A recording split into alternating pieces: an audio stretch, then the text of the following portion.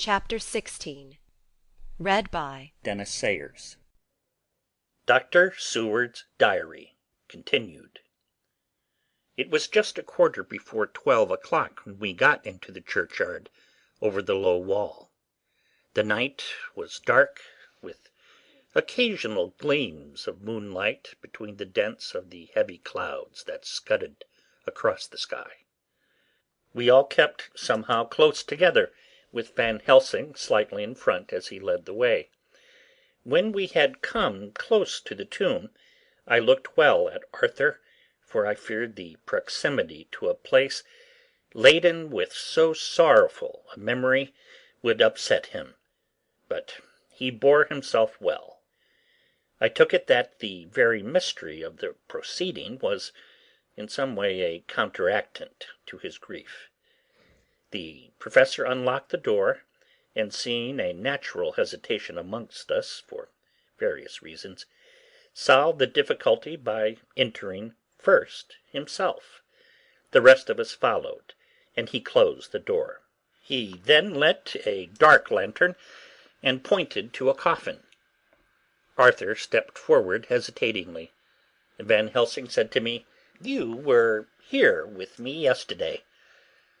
Was the body of Miss Lucy in that coffin?" "It was." The professor turned to the rest, saying, "You hear, and yet there is no one who does not believe with me." He took his screwdriver and again took off the lid of the coffin. Arthur looked on, very pale but silent. When the lid was removed, he stepped forward. He evidently did not know that there was a leaden coffin, or at any rate had not thought of it. When he saw the rent in the lead, the blood rushed to his face for an instant, but as quickly fell away again, so that he remained of a ghastly whiteness. He was still silent. Van Helsing forced back the leaden flange, and we all looked in and recoiled. The coffin was empty. For several minutes no one spoke a word. The silence was broken by Quincey Morris. "Professor, I answered for you. Your word is all I want. I wouldn't ask such a thing ordinarily. I wouldn't so dishonor you as to imply a doubt. But this is a mystery that goes beyond any honor or dishonor. Is this your doing?" "I swear to you by all that I hold sacred that I have not removed or touched her. What happened was this. 2 nights ago my friend Seward and I came here, with good purpose, believe me. I opened that coffin, which was then sealed up, and we found it as it is now, empty. We then waited and saw something white come through the trees. The next day we came here in daytime, and she lay there. Did she not, friend John?" "Yes." "That night we were just in time. One more so small child was missing, and we find it, thank God, unharmed amongst the graves. Yesterday I came here before sundown, for at sundown the undead can move. I waited here all night till the sun rose, but I saw nothing. It was most probable that it was because I had laid over the clamps of those doors garlic, which the undead cannot bear, and other things which they shun. Last night there was no exodus, so tonight, before the sundown, I took away my garlic and other things, and so it is we find this coffin empty. But bear with me. So far there is much that is strange. Wait you with me outside, unseen and unheard, and things much stranger are yet to be." So here he shut the dark slide of his lantern. "Now to the outside." He opened the door, and we filed out. he coming last and locking the door behind him. Oh, but it seemed fresh and pure in the night air, after the terror of that vault. How sweet it was to see the clouds race by, and the passing gleams of the moonlight between the scudding clouds crossing and passing, like the gladness and sorrow of a man's life. How sweet it was to breathe the fresh air that had no taint of death and decay. How humanizing to see the red lighting of the sky beyond the hill, and to hear far away the muffled roar that marks the life of a great city. Each in his own way was solemn and overcome. Arthur was silent, and was, I could see, striving to grasp the purpose and the inner meaning of the mystery. I was myself tolerably patient, and half inclined again to throw aside doubt and to accept Van Helsing's conclusions. Quincey Morris was phlegmatic in the way of a man who accepts all things, and accepts them in the spirit of cool bravery, with hazard of all he has at stake. Not being able to smoke, he cut himself a good-sized plug of tobacco, and began to chew. As to Van Helsing, he was employed in a definite way. First he took from his bag a mass of what looked like thin, wafer-like biscuit, which was carefully rolled up in a white napkin. Next he took out a double handful of some whitish stuff like dough or putty. He crumbled the wafer up fine and worked it into the mass between his hands. This he then took, and rolling it into thin strips, began to lay them into the crevices between the door and its setting in the tomb. I was somewhat puzzled at this, and being close, asked him what it was that he was doing. Arthur and Quincey drew near also, as they too were curious. He answered, "I am closing the tomb so that the undead may not enter." "And is that stuff you have there going to do it?" "It is." "What is that which you are using?" This time the question was by Arthur. Van Helsing reverently lifted his hat as he answered, "The host. I brought it from Amsterdam. I have an indulgence."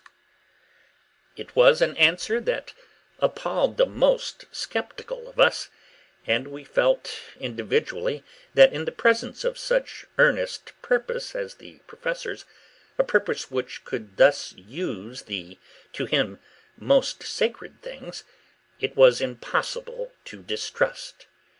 In respectful silence we took the places assigned to us close round the tomb, but hidden from the sight of any one approaching. I pitied the others, especially Arthur. I had myself been apprenticed by my former visits to this watching horror, and yet I, who had up to an hour ago repudiated the proofs, felt my heart sink within me. Never did tombs look so ghastly white. Never did cypress or yew or juniper so seem the embodiment of funeral gloom. Never did tree or grass wave or rustle so ominously. Never did bough creak so mysteriously, and never did the far-away howling of dogs send such a woeful presage through the night. There was a long spell of silence, big, aching, void, and then from the Professor a keen "Sss." He pointed, and far down the avenue of yews we saw a white figure advance, a dim white figure, which held something dark at its breast. The figure stopped, and at the moment a ray of moonlight fell upon the masses of driving clouds, and showed in startling prominence a dark-haired woman, dressed in the cerements of the grave. We could not see the face, for it was bent down over what we saw to be a fair-haired child. There was a pause, and a sharp little cry, such as a child gives in sleep, or a dog as it lies before the fire and dreams. We were starting forward, but the Professor's warning hand, seen by us as he stood behind a yew tree, kept us back.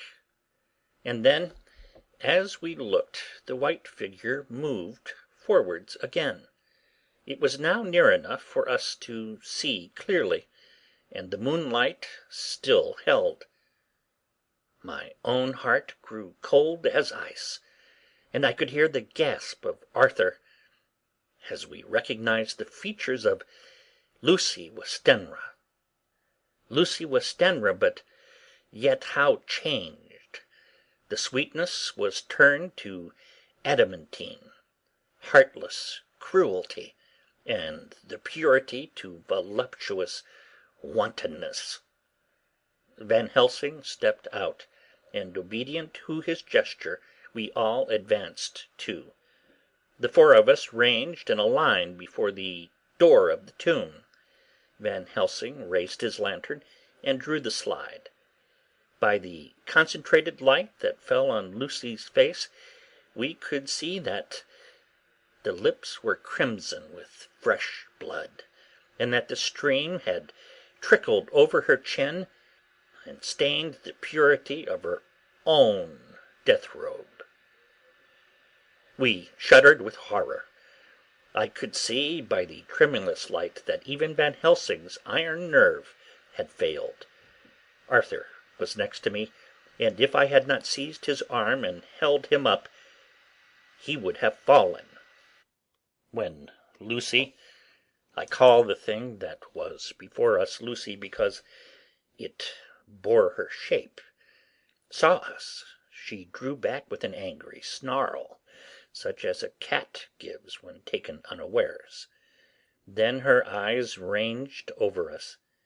Lucy's eyes in form and colour, but Lucy's eyes unclean and full of hell-fire, instead of the pure, gentle orbs we knew.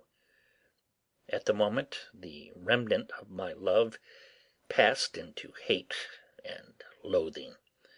Had she then to be killed, I could have done it with savage delight. As she looked, her eyes blazed with unholy light, and the face became wreathed with a voluptuous smile. Oh, God, how it made me shudder to see it!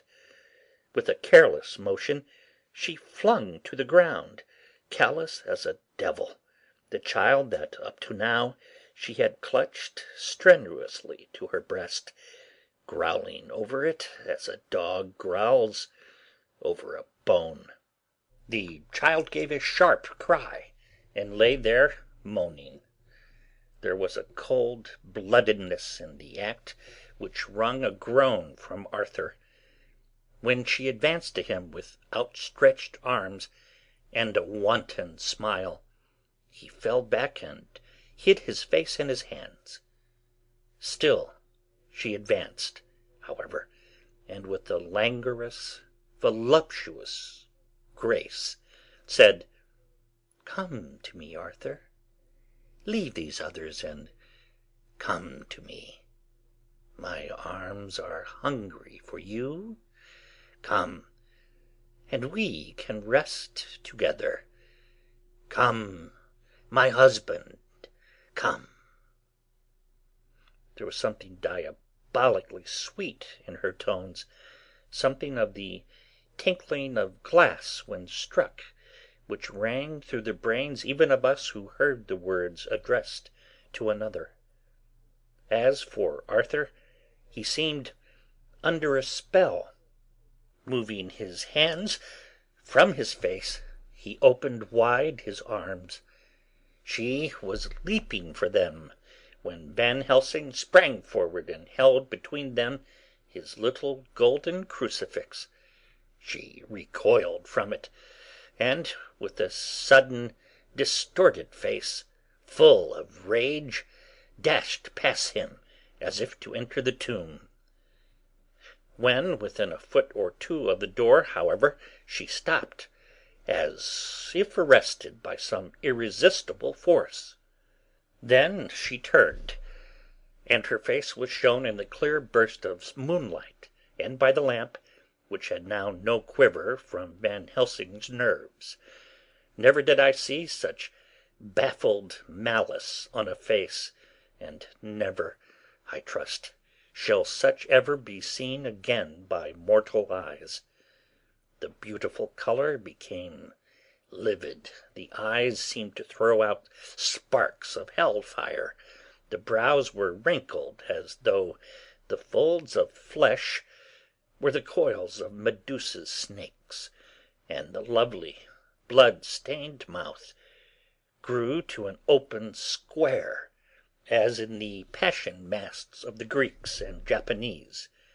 If ever a face meant death, if looks could kill, we saw it at that moment.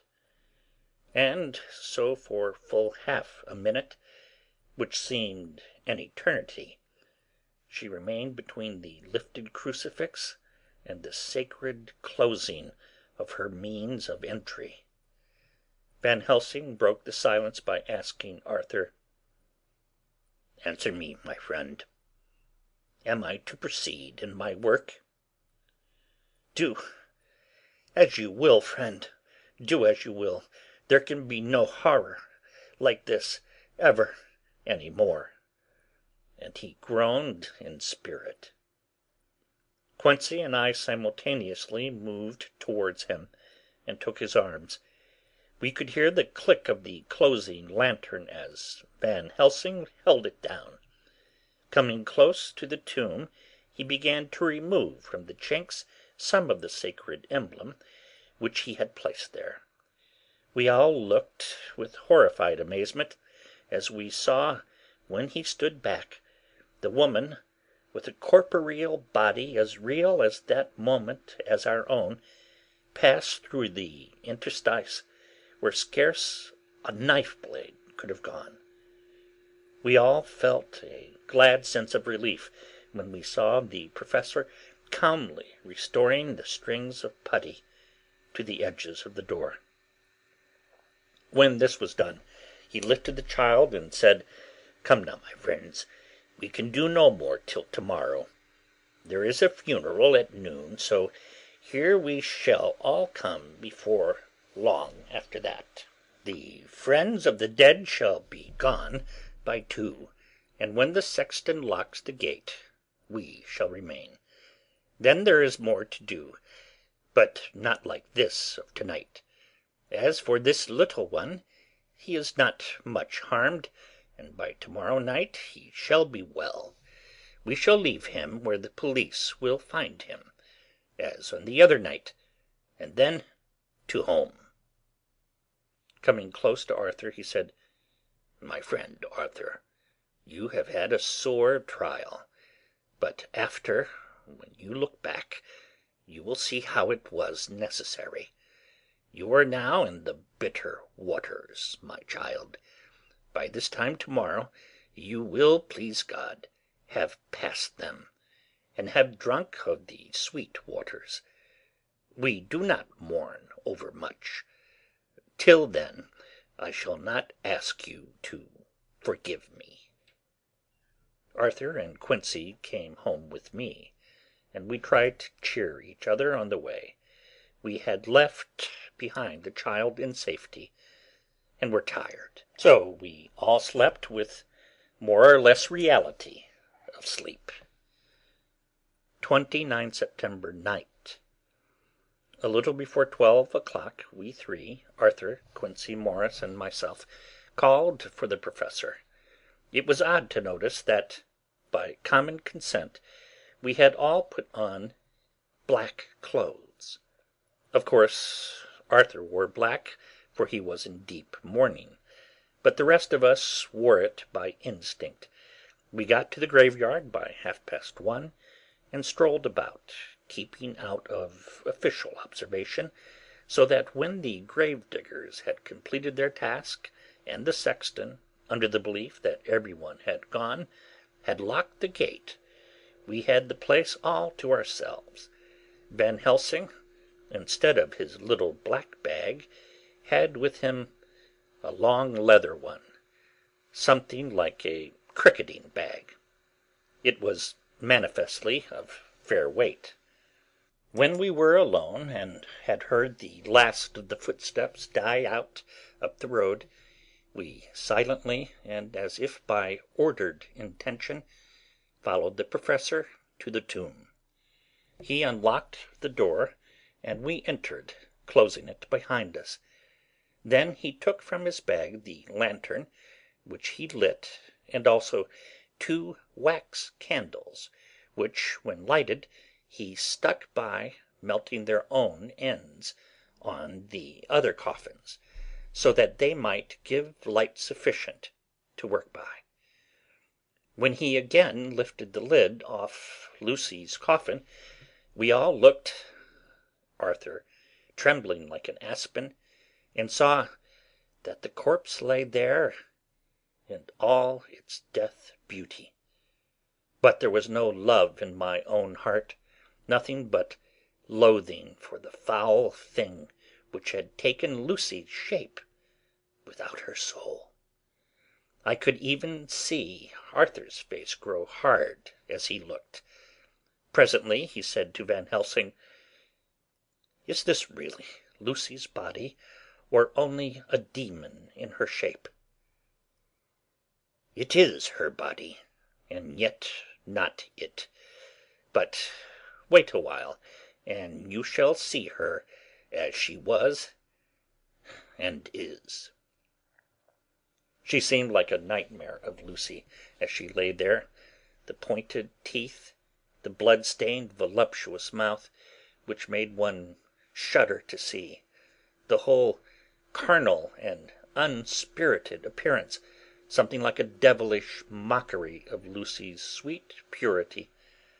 Van Helsing, with his usual methodicalness, began taking the various contents from his bag and placing them ready for use. First he took out a soldering iron and some plumbing solder, and then small oil lamp, which gave out, when lit in a corner of the tomb, gas which burned at a fierce heat with a blue flame. Then his operating knives, which he placed to hand, and last a round wooden stake, some 2½ or 3 inches thick, and about 3 feet long. One end of it was hardened by charring in the fire, and was sharpened to a fine point. With this stake came a heavy hammer, such as in households is used in the coal cellar for breaking the lumps. To me, a doctor's preparations for work of any kind are stimulating and bracing, but the effect of these things on both Arthur and Quincey was to cause them a sort of consternation. They both, however, kept their courage, and remained silent and quiet. When all was ready, Van Helsing said, "Before we do anything, let me tell you this. It is out of the lore and experience of the ancients, and of all those who have studied the powers of the undead. When they become such, there comes with the change the curse of immortality. They cannot die, but must go on age after age, adding new victims and multiplying the evils of the world. For all that die from the preying of the undead becomes themselves undead, and prey on their kind, and so the circle goes on ever widening, like as the ripples from a stone thrown in the water. Friend Arthur, if you had met that kiss which you know of before poor Lucy die, or again last night when you opened your arms to her, you would, in time, when you had died, become Nosferatu, as they call it in Eastern Europe, and would for all time make more of those undeads that so have filled us with horror. The career of this so unhappy dear lady is but just begun. Those children whose blood she sucked are not as yet so much the worse, but if she lives on undead, more and more they lose their blood, and by her power over them they come to her, and so she draw their blood with that so wicked mouth. But if she die in truth, then all cease. The tiny wounds of the throats disappear, and they go back to their play, unknowing ever of what has been. But of the most blessed of all, when this now undead be made to rest as true dead, then the soul of the poor lady whom we love shall again be free. Instead of working wickedness by night, and growing more debased in the assimilating of it by day, she shall take her place with the other angels. So that, my friend, it will be a blessed hand for her that shall strike the blow that sets her free. To this I am willing, but there is none amongst us who has a better right. Will it be no joy to think of hereafter, in the silence of the night when sleep is not, it was my hand that sent her to the stars. It was the hand of him that loved her best, the hand that of all she would herself have chosen, had it been to her to choose. Tell me if there be such a one amongst us. We all looked at Arthur. He saw, too, what we all did, the infinite kindness which suggested that his should be the hand which would restore Lucy to us as a holy and not an unholy memory. He stepped forward and said bravely, though his hand trembled, and his face was as pale as snow, "My true friend, from the bottom of my broken heart, I thank you. Tell me what I am to do, and I shall not falter." Van Helsing laid a hand on his shoulder and said, "Brave lad, a moment's courage, and it is done. This stake must be driven through her. It will be a fearful ordeal, be not deceived in that, but it will be only a short time, and you will then rejoice more than your pain was great. From this grim tomb you will emerge as though you tread on air. But you must not falter when once you have begun. Only think that we, your true friends, are round you, and that we pray for you all the time." "Go on," Arthur said hoarsely. "Tell me what I am to do." "Take the stake in your left hand, ready to place it to the point over the heart, and the hammer in your right. Then, when we begin our prayer for the dead, I shall read him, I have here the book, and the others shall follow. Strike in God's name, that so all may be well with the dead that we love, and that the undead pass away." Arthur took the stake and the hammer, and when once his mind was set on action, his hands never trembled nor even quivered. Van Helsing opened his missal and began to read, and Quincey and I followed as well as we could. Arthur placed the point over the heart, and as I looked I could see its dent in the white flesh. Then he struck with all his might. The thing in the coffin writhed, and a hideous blood-curdling screech came from the opened red lips. The body shook and quivered and twisted in wild contortions. The sharp white teeth clamped together till the lips were cut, and the mouth was smeared with a crimson foam. But Arthur never faltered. He looked like a figure of Thor as his untrembling arm rose and fell, driving deeper and deeper the mercy-bearing stake, whilst the blood from the pierced heart welled and spurted up around it. His face was set, and high duty seemed to shine through it. The sight of it gave us courage, so that our voices seemed to ring through the little vault.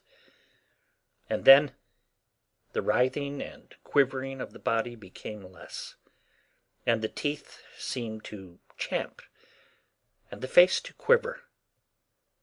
Finally it lay still. The terrible task was over. The hammer fell from Arthur's hand. He reeled and would have fallen had we not caught him. The great drops of sweat sprang from his forehead, and his breath came in broken gasps. It had indeed been an awful strain on him, and had he not been forced to his task by more than human considerations, he could never have gone through with it. For a few minutes we were so taken up with him that we did not look towards the coffin. When we did, however, a murmur of startled surprise ran from one to the other of us. We gazed so eagerly that Arthur rose, for he had been seated on the ground, and came and looked too, and then a glad, strange light broke over his face, and dispelled altogether the gloom of horror that lay upon it. There, in the coffin, lay no longer the foul thing that we had so dreaded and grown to hate, that the work of her destruction was yielded as a privilege to the one best entitled to it, but Lucy as we had seen her in life, with her face of unequalled sweetness and purity. True that there were there, as we had seen them in life, the traces of care and pain and waste, but these were all dear to us, for they marked her truth to what we knew. One and all we felt that the holy calm that lay like sunshine over the wasted face and form was only an earthly token and symbol of the calm that was to reign for ever. Van Helsing came and laid his hand on Arthur's shoulder and said to him, "And now, Arthur, my friend, dear lad, am I not forgiven?" The reaction of the terrible strain came as he took the old man's hand in his, and raising it to his lips pressed it, and said, "Forgiven! God bless you that you have given my dear one her soul again, and me peace." He put his hands on the Professor's shoulder, and, laying his head on his breast, cried for a while, silently, whilst we stood unmoving. When he raised his head, Van Helsing said to him, "And now, my child, you may kiss her. Kiss her dead lips if you will, as she would have you to, if for her to choose. For she is not a grinning devil now, not any more a foul thing for all eternity. No longer she is the devil's undead. She is God's true dead, whose soul is with him." Arthur bent and kissed her, and then we sent him and Quincey out of the tomb. The Professor and I sawed the top off the stake, leaving the point of it in the body. Then we cut off the head and filled the mouth with garlic. We soldered up the leaden coffin, screwed on the coffin lid, and gathering up our belongings, came away. When the Professor locked the door, he gave the key to Arthur. Outside the air was sweet, the sun shone, and the birds sang, and it seemed as if all nature were tuned to a different pitch. There was gladness and mirth and peace everywhere, for we were at rest ourselves on one account, and we were glad, though it was with a tempered joy. Before we moved away, Van Helsing said, "Now, my friends, one step of our work is done, one the most harrowing to ourselves. But there remains a greater task, to find out the author of all this our sorrow, and to stamp him out. I have clues which we can follow, but it is a long task, and a difficult one, and there is danger in it, and pain. Shall you not all help me? We have learned to believe, all of us, is it not so? And since so, do we not see our duty? Yes, and do we not promise to go on to the bitter end?" Each in turn we took his hand, and the promise was made. Then said the Professor as we moved off, "2 nights hence you shall meet with me and dine together at 7 of the clock with friend John. I shall entreat 2 others, 2 that you know not as yet, and I shall be ready to all our work show and our plans unfold. Friend John, you come with me home, for I have much to consult you about, and you can help me. To-night I leave for Amsterdam, but shall return to-morrow night, and then begins our great quest. But first I shall have much to say, so that you may know what to do and to dread. Then our promise shall be made to each other anew, for this is a terrible task before us, and once our feet are on the ploughshare, we must not draw back."